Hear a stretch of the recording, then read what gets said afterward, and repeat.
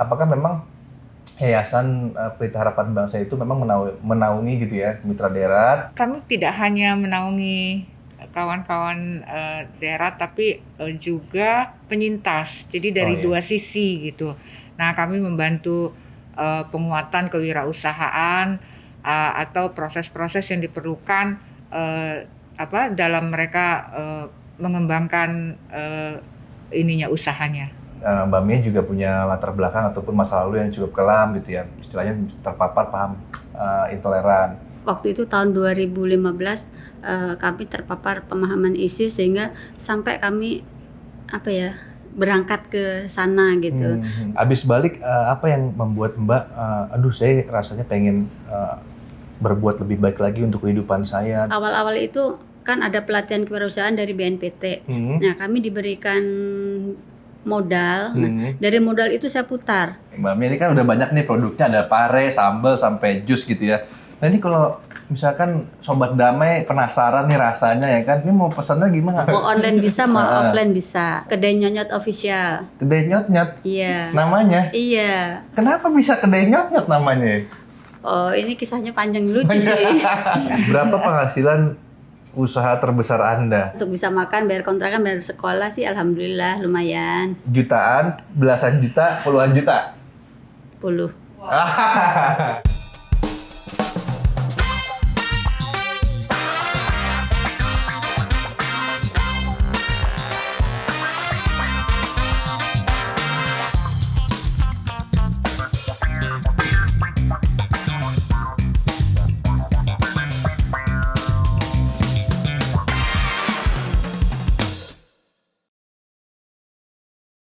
Halo Sobat Damai, BNPT hadir, harmoni aman damai indah rukun.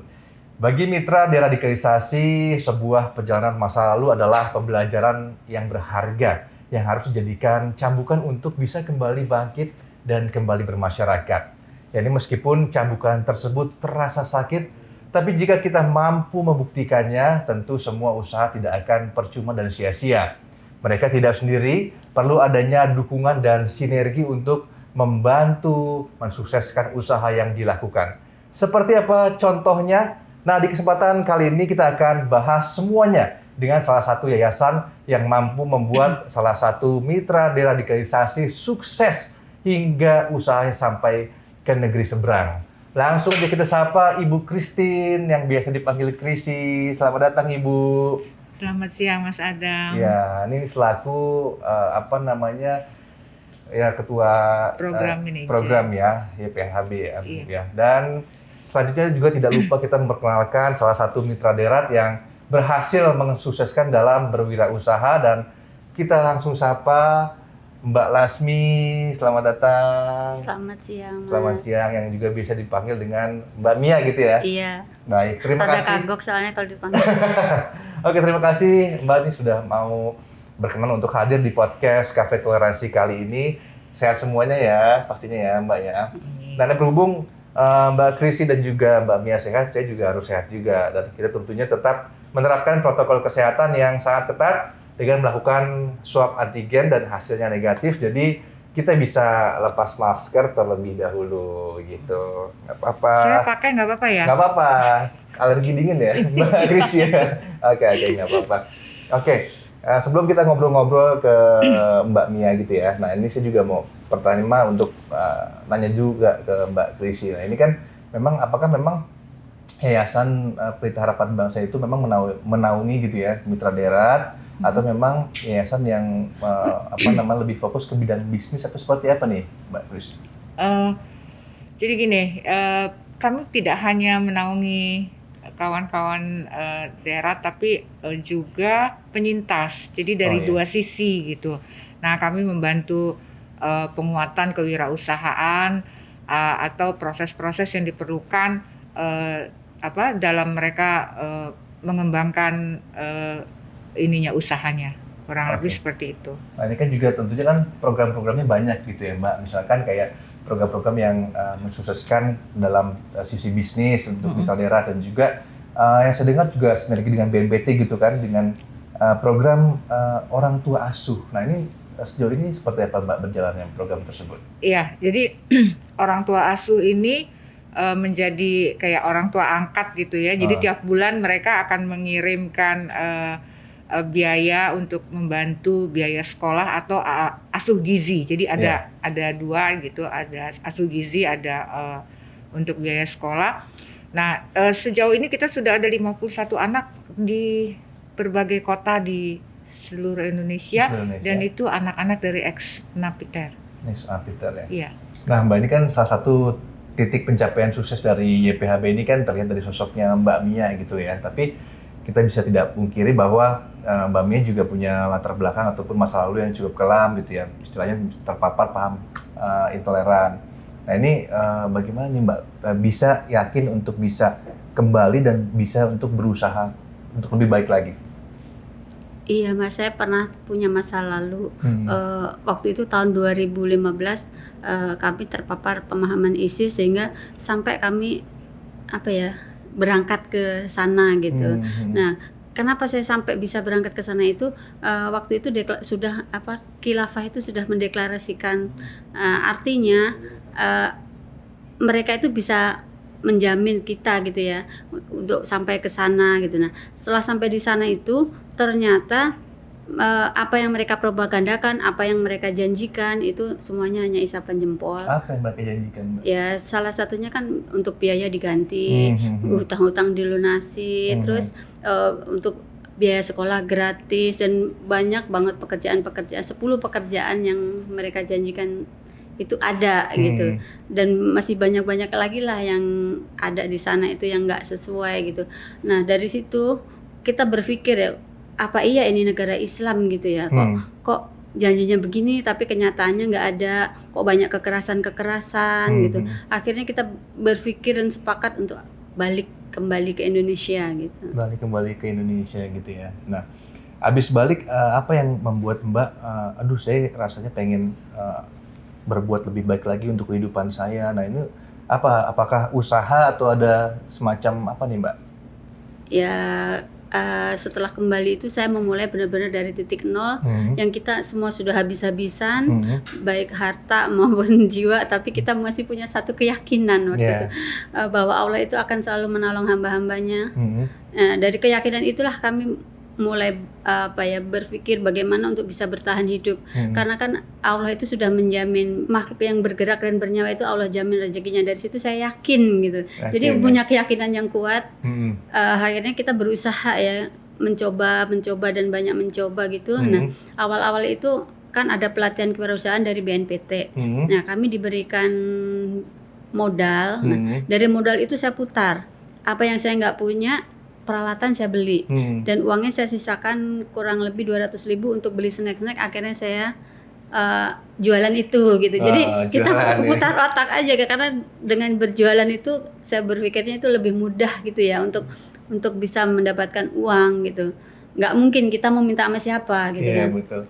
Nah, jadi dari situ udah kita putar uang itu, akhirnya sampai berjalan sampai sekarang. Oke, Mbak Mia. Nah, untuk Mbak Krisi ini kan pasti kan juga ada peran dari YPHB sendiri kan, melihat bagaimana potensi yang ada dari Mbak Mia, kemauannya, terus mau usaha juga. Nah, apa yang membuat Mbak Krisi ini yakin juga nih, termotivasi untuk istilahnya membantu mensukseskan kehidupannya Mbak Mia juga gitu?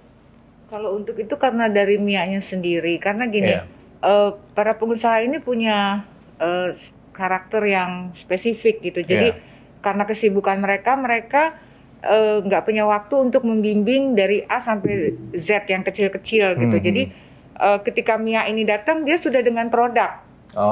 Sudah dengan produk, terus kemasannya sudah bagus, pokoknya sudah ready market. Nah jadi itu juga salah satu poin. Dan yang kedua, Mia ini orangnya bukan yang tipe menunggu. Jadi ketika dia melihat ada kesempatan, dia pasti kejar. Gitu.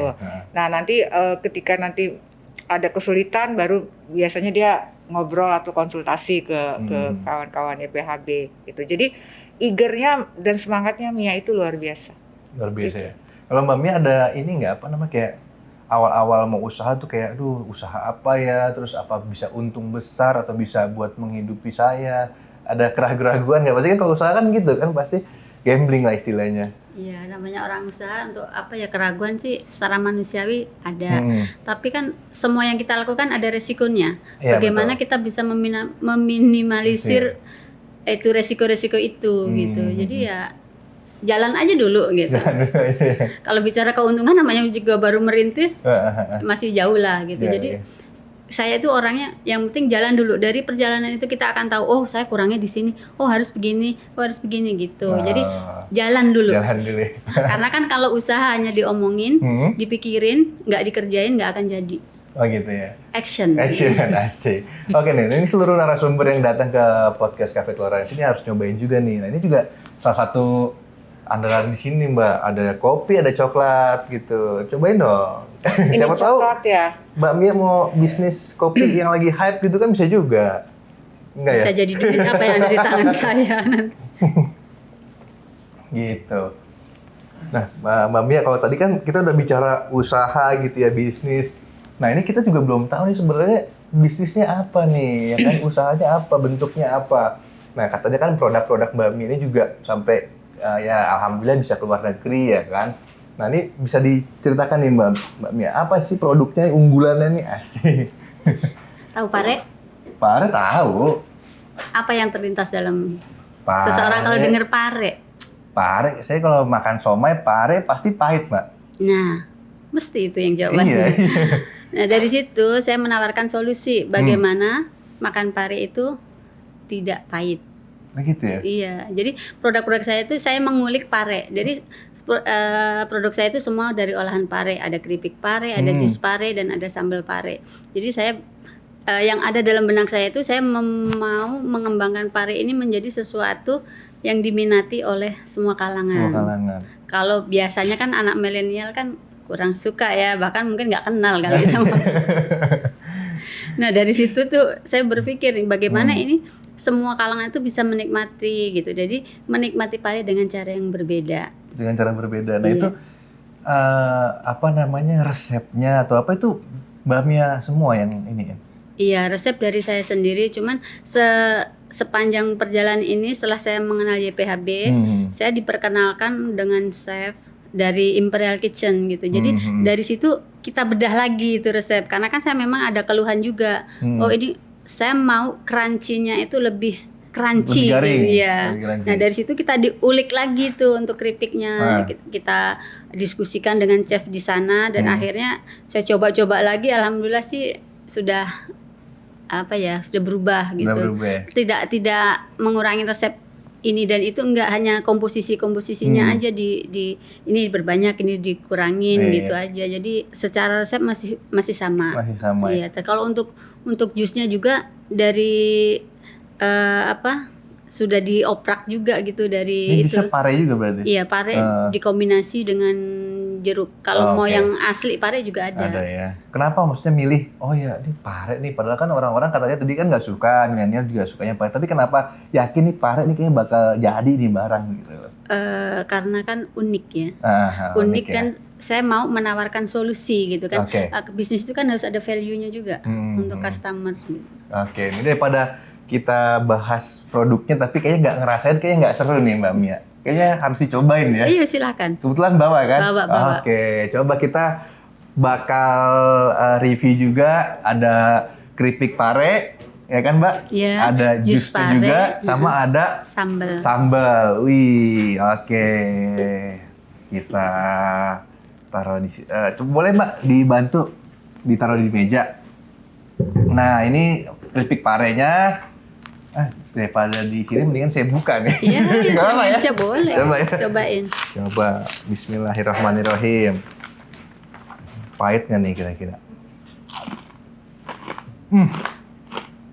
Asli guys, enak, nggak ada pahitnya, garing, terus bumbunya juga meresap juga nih Mbak. Mantap ya? Alhamdulillah. Nah ini sekarang udah distribusinya gimana nih Mbak? Maksudnya udah pemasarannya udah kemana aja? Mungkin udah beberapa ke market mungkin gimana? Untuk pemasaran sendiri sekarang ini kalau saya jalanin offline dan online. Kalau untuk offline-nya tuh sudah masuk ke toko-toko, dan yang terakhir ini masuk ke swalayan. Oh, ke swalayan. Iya, kalau untuk keluar negeri sih pernah sih, baru lolos kurasi-kurasi gitu ke Hong Kong dan ke Amerika. Terus pernah juga ke Rusia. Kalau ke Rusia itu iya, Rusia itu kan ada teman mau ke Rusia. Nah, dia bawa oleh-oleh untuk memperkenalkan dulu, nantinya akan dipasarkan di sana gitu. Nah, belum jalan udah keburu COVID. Jadi mereka belum ke Indonesia lagi gitu. Ya nggak apa-apa, yang penting nanti mungkin ada kementerian lembaga lain yang bisa support Yayasan Pelita Harapan Bangsa, Mbak Mia juga ya kan, supaya menggelegar nih mendunia gitu kan. Amin. Dari Mbak Chrisye mungkin dengan adanya produk-produk seperti ini gitu ya, mungkin selain Mbak Mia mungkin ada potensi-potensi seperti apa yang bisa digali lagi nih Mbak Chrisye? Iya, kalau kami dari YPHB, kami berusaha menjembatani kebutuhan kawan-kawan ini. Kayak Mia waktu itu prosesnya kami perkenalkan dengan salah satu chef certificate dan banyak menjuarai lomba masak di luar dan di dalam, karena gajinya aja sekian ratus sekian gitu. Nah, itu dari ini saya mau mengucapkan terima kasih juga kepada Imperial Group dan 29 Eatery karena sudah memberi kesempatan kawan ekster untuk menimba pengalaman dari chef-chef terkenal mereka. Lalu ada juga dari RKB yang sudah membuka jalan dan silaturahmi kayak antar UMKM ya Mia ya, hingga bisa dapat channel-channel lain, dan juga Pak Tony Chen. Nah, Pak Tony Chen ini dari Right and Big adalah mentornya kawan-kawan ini. Jadi mereka ini bisa menghubungi Pak Tony kapan saja via WA atau telepon untuk menanyakan atau berdiskusi, minta nasihat tentang berapa harga yang pantas untuk produk-produk mereka, terus mulai dari kemasannya, terus juga teknik dagangnya dan sebagainya. Jadi kita ada program-program yang sustain gitu. Jadi kami bukan sistem yang kita bikin seminar tentang kewirausahaan and that's it gitu. Kami berusaha tiap bulan kami maintain dan kami pantau sampai mana, kalau bisa sampai pemasarannya semampu kami juga carikan jalan untuk. Oke, baik. Nah, nih Mbak Mia ini kan udah banyak nih produknya, ada pare, sambal, sampai jus gitu ya. Nah ini kalau misalkan Sobat Damai penasaran nih rasanya ya kan, ini mau pesannya gimana? Apa ada WA-nya, atau ada Instagram-nya, atau ada marketplace? Oh, sekarang udah gampang untuk mendapatkan produk saya itu. Wih, mantap. Mau online bisa, mau offline bisa. Bisa ya. Kalau mau online, marketplace juga ada. Ini apa? Kedai Nyot-Nyot Official. Kedai Nyot-Nyot? Iya. Namanya? Iya. Kenapa bisa Kedai Nyot-Nyot namanya? Oh, ini kisahnya panjang lucu sih. Pada saat di sana, anak saya masih kecil tuh. Kalau musim dingin itu kan setiap pagi suka beli minuman untuk penghangat gitu. Nah, dia suka ngomong nyot gitu. Jadi saya berpikir, oh kalau udah sampai di Indonesia bisa nih saya jadiin usaha gitu. Makanya logo saya kan seperti kepala, terus kepala bayi ada kupingnya begini. Nah, itu karena melambangkan suka nyot ya. Ini kayaknya namanya emang ngejual nih kalau di Indonesia nih. Pasti apa ya, daya tarik lah. Iya, gitu. biasanya sih gini, ini kedai Nyot-Nyot ya gitu. Kalau ngubungin saya gitu. Jadi kalau untuk pesan untuk online itu bisa di marketplace, Shopee, Kedai Nyot Official, atau langsung bisa WA ke saya. Oh, WA ke Mbak Mia nih ya. Saya juga udah punya kartu namanya, dikasih tadi kan. Nomornya mau dikasih nggak? Boleh. Boleh ya? Iya kan, untuk promo. Oke nih, ini kalau misalkan mau pesen Kedai Nyot-Nyot gitu ya kan, bisa langsung hubungin Mbak Mia. Harus gitu ya ngomongnya. Iya. Di 0813 9865 7576 ya kan, atau di Instagramnya juga ada, di marketplace juga ada, namanya Kedai Nyot-Nyot. Oke. Ini aku baru lihat nih. Biasanya minum langsung minum aja. Aku tuh nggak suka pare. Aku paling benci pare. Beneran? Tapi aku bisa minum ini. Dan tadinya juga ragu gitu. Tapi kata Mia, coba deh Mbak sekalian kasih masukan gitu. Dan ternyata aku suka banget. Jadi nanti Mas Adam harus coba. Dan ini ada tulisannya Mas, coba dibaca. Coba Mbak Mia. Iya, Mas minum Oh, jus sekalian. pare. Nggak usah nggak Nggak usah dipikirin, minum aja. Oh, itu. Ntar dipikirin terus nggak minum-minum lah. Iya, minum kan? aja. Iya, gitu. iya, iya. Cobain Mas itu ini loh, jus ini emang pertama racikan saya sih. Wah. Tapi seiring berjalan waktu karena saya bisa berhubungan yang tadi dengan fasilitasi YPHB dengan bartender Imperial Kitchen, akhirnya kita melakukan perombakan-perombakan. Cobain. Oh, ini saya lagi nih ya. Iya. Bismillah. Kan habis makan itu haus. Pare hari ini pare Seger di loh, Mbak. Asli seger. Mungkin Ini bisa juga nih, ya betul menu di Cafe Toleransi ya kan, antara kopi, coklat, jus pare, ya kan Boleh, mantap. boleh, siap-siap. Ini ada yang mau nyobain nih, Minuman guys. sehat. Yang nggak suka pare, mau nggak ini cobain Ini cobain nih. ayo Bang, cobain. Ini, Bro. Ini sambalnya juga bisa. Jadi kalau sambal ini bisa buat topping ini. Nggak mau, ntar aja kalau gitu. Ayo cobain sebagai bukti Pare nih bro, cobain bro. bagaimana pare bisa diolah jadi Nah, jus, jadi ntar- sambal. Ntar mas, ini malah mintanya banyak mas ntar. Oke, nah ini kan pasti kalau misalkan usaha itu kan pasti kan butuh modal juga gitu kan. Apakah memang dari modal besar atau memang ya awal-awalnya ya apa adanya gitu ngebantu ngejual atau seperti apa nih Mbak Mia? Untuk modal usaha ini sebenarnya saya kan karena memang dari titik nol, dari zero ya. Jadi modal saya 200.000 pada saat itu. 200.000. Iya, Itu karena pas kepikiran buat jual snack apa gimana? Iya, awalnya buat beli snack. Terus dari sisa-sisa penjualan itu saya kumpulin tuh dari 200.000 itu. Akhirnya kan saya buka usaha ini, keripik ini. Nah, ada habis saya kasih sampel-sampel, akhirnya ada yang pesen tuh. Langsung saya buat 5 kilo habis. 5 kilo habis? Iya. Nah, dari situ tuh awal-awal sekali modalnya tuh emang pertama kali ada pelatihan kewirausahaan itu benar-benar uang modal yang diberikan BNPT itu saya pakai dengan semaksimal mungkin gitu loh. Semaksimal mungkin.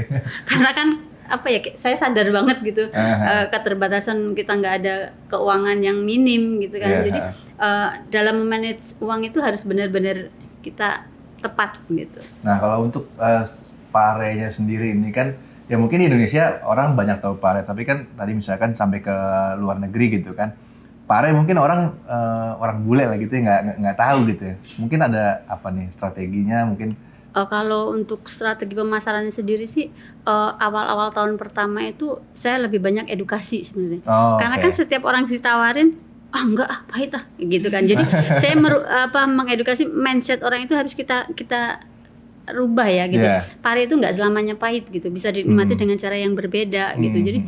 Jadi tahun pertama itu saya dapat fasilitas dari Dinas Kota Depok, karena kan saya memang mencari gitu, mencari di mana aja ada ini saya cari gitu. Saya dapat fasilitas booth untuk buka stand di Carrefour.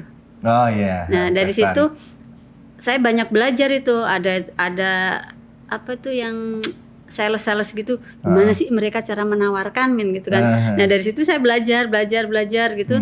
Alhamdulillah tuh dari situ mulailah orang tertarik sama pare, terus mulai ada yang tahu gitu. Jadi banyak strategi akhirnya sampai booming itu karena saya pernah diliput beberapa stasiun TV. Yang paling lama itu, yang paling berpengaruh dari sekian stasiun TV itu El Sinta TV. Jadi ketika El Sinta TV itu meliput itu kan durasinya cukup lama, 30 menit gitu ya. Setiap itu tayang, telepon itu masuk banyak gitu. Mau pesen tuh? Ya ada yang pesen, ada yang nanya resep, ya macam-macam. Ada yang nanya ingin kenal, ada yang sharing gitu. Tapi karena mereka sering diulang diputar, nah dari situ itu mulai dia terkenal. Ada yang pesan dari Aceh, dari Bima, dari Madura, terus dari Batam, jadi akhirnya ke seluruh penjuru gitu ya. Ini kan namanya usaha pasti kan ada naik turunnya gitu ya. Nah ini mungkin Mbak Kripsy juga pernah mungkin dengar curhatannya Mbak Mia atau seperti apa. Mungkin ada nggak dukungan misalkan kayak pemasarannya secara digital atau mungkin dari segi modalnya juga dari PHB-nya sendiri, gimana Mbak Kripsy? ada ya, bahkan kita juga pernah ikutkan Mia bazar-bazar, kita eh, bayarkan sewa lapaknya dan online tentunya dan juga offline gitu. Waktu itu juga kita bahkan pernah punya sebuah acara di mana kita bekerja sama dengan mitra-mitra yang fotografer, ya Mia ya, yang Basar di rest area. iya ya, itu basarnya di rest area betul. 2 hari atau 3 hari waktu itu ya. Terus bagaimana membuat foto yang baik untuk ditampilkan di sosial media gitu. Waktu itu masih dengan Pak Herwan ya, almarhum.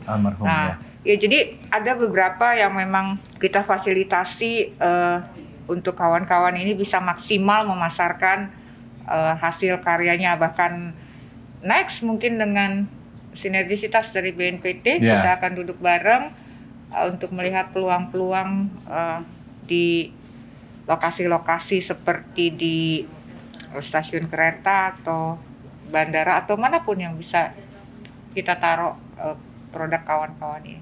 Oke, baik. Nah, mungkin nih buat ibu-ibu di rumah gitu ya, ini kan pasti sudah terinspirasi gitu kan, siapa tahu menu pare ini cocok buat jadi bahan olahan, dan juga kan pasti kan banyak juga resep yang positif, nggak cuma pare aja ya kan, pasti kan datang juga dari kedua narsum kita. Tapi sebelum kita ajak mereka untuk berbincang lagi, kita akan mengajak mereka untuk sebentar nih bermain games gitu. Siap nih ya?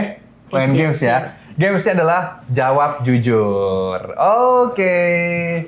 Dan ini kita udah punya apa nih ya? Fishball ya? Ngambil ya? Ngambil ya? Yang pertama Mbak Mia deh. Iya, boleh. Apa ini isinya? Apa coba saya bacain? Ibu rumah tangga. Ibu rumah tangga atau business woman? Langsung jawab. Kedua-duanya. Salah satu? Oh, salah satu ya? Habisnya saya jalin dua-duanya. Ibu rumah tangga atau business woman? Ayo saya hitung nih. Business woman. Oke, business woman. Business woman. Sekarang Mia doang kan? Mia doang. sama Mbak Krisi dong. Aku ikutan juga. Maaf, coba. Oke. Sini maaf, saya ambil dulu. Pernah tidak punya uang sama sekali? Pernah. Ini saldonya tipis apa gimana? Sumpah itu jujur banget ya. Oke, ke Mbak Mia lagi nih ya. Oke, mungkin sekitar 2 kali lagi lah. Oke, Mbak Mia, siapa? Ini jawab jujur ya. Siapa pelatih atau orang-orang di YPHB yang galak? Nggak ada yang galak. Benar. Oke ya, nggak ada yang galak. Nggak ada yang galak. Baik-baik semua lah ya, Mas. Iya. Soalnya kalau saya repot, Mbak Grace nih malam mau ini siap aja. Ya mungkin kan bukan galak ya, mungkin tegas buat termotivasi juga buat hal-hal yang positif kan. Kita udah kayak keluarga sih kalau sama Mia. Betul. Udah 2 kali kan? Nah, sekarang Mbak Krisi lagi, maaf. Oke. Anda menang 1M gitu. Apa ini? Berapa penghasilan usaha terbesar Anda? Aku ini kayaknya buat Mami ya. bukan pengusaha. Gagal. Oke, coba. Oh, buat Mamia ya. Buat Mamia deh. Ya kan udah usaha nih. Sebut nominalnya ya? Iya, Untuk bayar inilah, untuk bisa makan, bayar kontrakan, bayar sekolah sih alhamdulillah lumayan. Jutaan, belasan juta, puluhan juta. 10. Boleh nih kayaknya merger ya. Jadi investor modal ya kan lumayan buat usahanya juga. Amin. Gitu. Amin. Oke, satu lagi buat Mas aja yang ambilin. Oke, saya ambilin ya. Bismillah. Nah, oke, ini bisa sih buat keduanya. Yang pertama Mbak Krisi dulu ya. Siapa sosok inspirasi business woman Anda? Mungkin ibuku. Kenapa? Saya berusaha belajar dari yang terdekat. Oke. Gitu ya, bahwa di sosial media banyak perempuan-perempuan hebat. Tapi ini kan pertanyaan direct untuk saya. So that's my mom. Oke, good. Selanjutnya Mbak Mia pastinya. Siapa sosok inspirasi, businesswoman, or yang selalu jadi motivasi Mbak Mia? Kalau saya melihatnya itu Bu Susi. Susi siapa? Bu Susi Susi. Susanti. Bu Susi Pujiastuti. iya. Susi Pujiastuti, ya. Karena ini Bu Susi itu tegas gitu. iya, Jadi iya. disiplin. Kalau melihat dulu ceritanya gitu kan, perempuan terus di ini harus di truk, harus di ini tuh maksudnya saya ngelihat semangatnya Semangat gitu. Iya, dan tegasannya tegasnya. ya. Iya. Oke. Dan sekarang ini untuk bisa bangkit dari masa lalu kan juga jadi pengusaha sukses gitu ya nantinya. Dan boleh nih diungkapkan nih misalkan ya Mbak Mia dan Mbak Krisi satu kata untuk Indonesia gitu. Bagi Mbak Mia dulu deh. Boleh saya berpantun ya Mas ya? Wih pantun, ntar saya salutin. Boleh dong. Anak-anak jangan berkelahi. Hmm. Mari belajar untuk berbakti. Cakep. Walau banyak negeri yang kusinggahi, Indonesia tetap di hati. Wih. Mantap pantunnya, ya kan? Nah, Balas. kalau untuk Mbak Krisi mungkin ada? Satu kata untuk Indonesia ya. Betul. Satu kata. Pancasila. Asik. Oke, mungkin kita bisa ini ya harapannya dari YPHB agar seluruh program yang sedang dijalankan ini dapat berjalan dengan baik dan sukses nih, Mbak Krisi, seperti apa? Iya, ini penting ya. Bagaimana sebuah program itu bisa berjalan dengan baik antara masyarakat dengan plat merah, bisa dibilang negara ya, plat merah gitu. Nah, isu teroris ini memang tidak semua orang bisa terima dengan mau minta bantuan untuk ini, nggak gampang meyakinkan mereka betapa mereka diperlukan untuk bergandengan tangan membantu kawan-kawan yang sudah NKRI ya. Nah gitu. Jadi saya juga berpesan bahwa khususnya YPHB itu kami ini berdiri di kaki sendiri dan gandengan tangan sama masyarakat. Jadi kami tidak ada funding dari asing. Jadi murni dari Indonesia untuk Indonesia, dari masyarakat untuk masyarakat. Jadi semoga kedepannya kawan-kawan yang sudah kembali NKRI mendapat kepercayaan di masyarakat dan mau mendukung mereka untuk menjadi lebih baik lagi dan bisa mandiri berdiri di atas kakinya sendiri. Baik, nah sekarang Mbak Mia nih mungkin ada motivasi atau pesan-pesan buat mitra di radikalisasi yang lain supaya bisa termotivasi dan bangkit seperti yang Mbak Mia lakukan. Iya, untuk teman-teman mitra Derat, kita harus yakin. Pertama itu harus yakin gitu bahwa Allah itu akan selalu menolong kita. Dengan jalan kita memperbaiki diri kita dan meningkatkan keimanan dan ketakwaan kita. Karena janji Allah itu benar. Barang siapa bertakwa, Allah akan mudahkan urusannya. Allah akan cukupkan urusannya. Kedua, bersabar. Bersabar itu kita bersabar jangan cuma hanya ya sudahlah merenung, menangis, tidak melakukan apa-apa. Nah, kita harus paham bersabar itu harus punya daya juang yang kuat, aktif dan kreatif. Gitu. Fokus gitu ya. Mantap. Jadi ya kita harus terus kreatif gitu ya, nggak boleh pasif diem aja ya. Kalau diem aja ya rezeki nggak akan datang gitu ya kan ya. Karena janji Allah kan benar kan, barang siapa makhluk yang bernyawa dan bergerak Allah jamin rezekinya. Rezeki itu kan macam-macam ya gitu. Jadi kita sebagai ciptaannya ya udah dikasih nyawa ya bergerak itu kan artinya kan kita berusaha. Betul sekali. Nah mungkin dari Mbak Mia ada kesan tersendiri buat Mbak Krisi di Yayasan Pelita Harapan Bangsa, boleh disampaikan? Iya Mbak Krisi, saya sangat berterima kasih sekali kepada YPHB yang selama ini mau saya repotin gitu. Saya kadang-kadang nggak malam nggak siang, kadang-kadang kan kita kan sempatnya kadang malam-malam telepon apa direpotin setiap saat. Mudah-mudahan ke depan tuh ya YPHB bisa berkembang menjadi lebih baik lagi dan tetap tepat sasaran dan tepat guna. Amin. Itu Depok, Jakarta, Jerman ya? Iya, Depok, Jakarta, karena Jerman. Kami ada satu di Jerman yang punya yayasan, jadi dan perbedaan waktu antara Indonesia Jerman. Jadi Depok Jakarta Jerman itu biasanya kita lewat tengah malam baru bisa 6 jam kan terhubung. Perbedaannya 6 jam gitu. Iya Mia, kalau dari YPHB singkat aja, kami bangga mengenal Mia dan semoga Mia kedepannya bisa menjadi contoh bagi kawan-kawan di luar sana bagaimana Mia yang pernah di level yang sangat rendah bisa sampai di titik ini dan tidak akan berhenti sampai di sini. Semangat ya Mia. Semangat. Oke, baik. Ini masa lalu memang mengantarkan banyak hal, namun siapa sangka kalau kita bisa menjadi hebat dan sukses berkat lembaran baru yang sudah kita lakukan. Selain usaha yang keras, kalian juga perlu dorongan dan motivasi untuk membangkitkan semangat berbisnis. Seperti Steve Jobs pernah berkata, satu-satunya cara yang paling berhasil untuk melakukan pekerjaan hebat dan menghasilkan sesuatu yang terbaik adalah dengan mencintai apa yang Anda lakukan. Mantap, terima kasih sekali lagi kepada Mbak Mia dan juga Mbak Krisi gitu kan. Mbak Mia sebagai apa? Owner kedai nyat-nyat. Oke, mantap. Mbak Krisi? Dari YPHB. Oke, dari YPHB. Baik, terima kasih. Saya Adam Surenagara.